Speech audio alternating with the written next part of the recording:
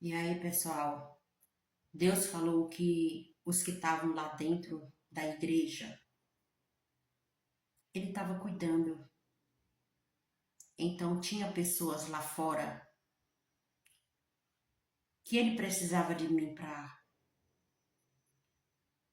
cuidar daquelas pessoas que estavam lá fora. Não só de mim, né, irmãos? Eu entendi que não era só de mim. Deus, ele precisa de todos nós que pregamos a palavra de Deus. E no momento que ele falou que eu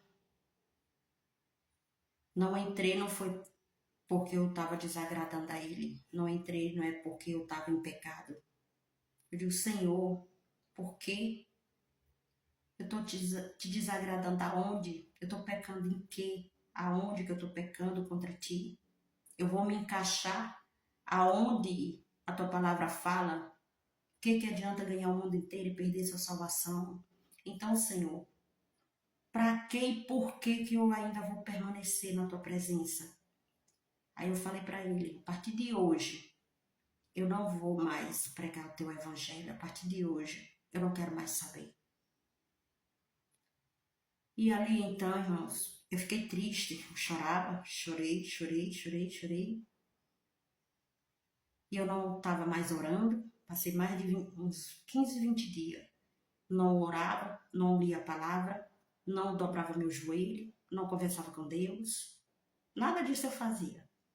Aí foi quando Deus falou comigo, né? Deus falou que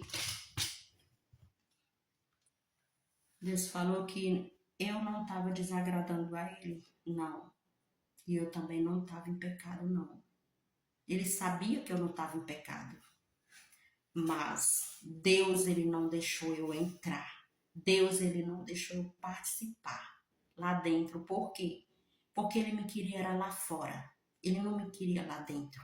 Ele me queria lá fora para buscar, para convidar, chamar as pessoas para entrar na casa dele, para entrar no reino dele.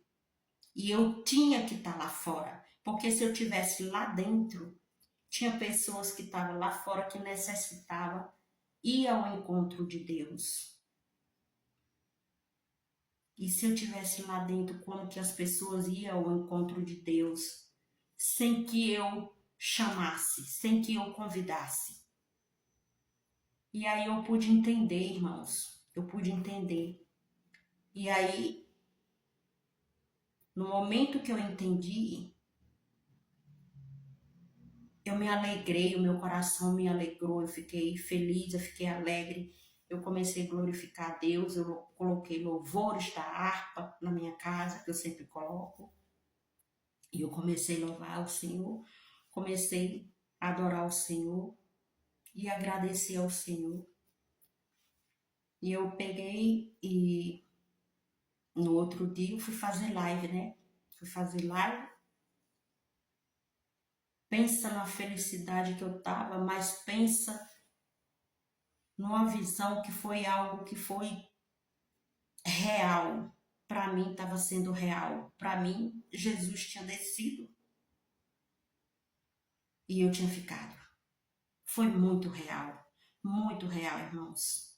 E eu estava vendo as pessoas ali correndo atrás para bater metas, batendo metas. Aí quem batia as metas subia na roda gigante. Estava do outro lado do arame, que tinha um arame, uma cerca de arame, aquele arame liso. Não era aquele arame que fura, não, aquele arame liso. Aí quando eu olhei para o céu, que Maria estava lá, que eu vi Abraão e Elias, do mesmo jeito que Jesus voltou, com aquele brilho reluzente, aquele brilho como se fosse um relâmpago, porque ele veio como um relâmpago.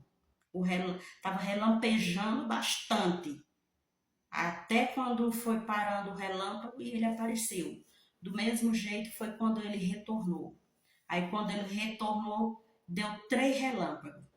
Quando deu 3 relâmpagos, o céu fechou e eu não vi mais eles. Aí não vi mais eles, foi onde bateu o desespero que eu achei que eu tinha ficado. Amém, irmãos? Então, meus queridos irmãos, minhas queridas irmãs, isso é uma experiência. Esse foi uma experiência que eu tive, uma experiência que eu não, que muitas das vezes a gente acha que vai subir para o céu de qualquer jeito e não vai. Porque é uma experiência que eu tive, eu pregando a palavra de Deus, eu buscando a palavra de Deus durante a madrugada toda. Quinta-feira, agora, eu passei a quinta-feira à noite, entrei quinta-feira, meia-noite e 20 na live. E saí a quarta-feira, 6h40 da manhã, de quarta-feira. E tô até agora sem dormir. Já é 4h20 da manhã. Daqui a pouco eu vou me deitar e vou dormir um pouco. Amém, irmãos? Então, irmãos, fazer a obra do Senhor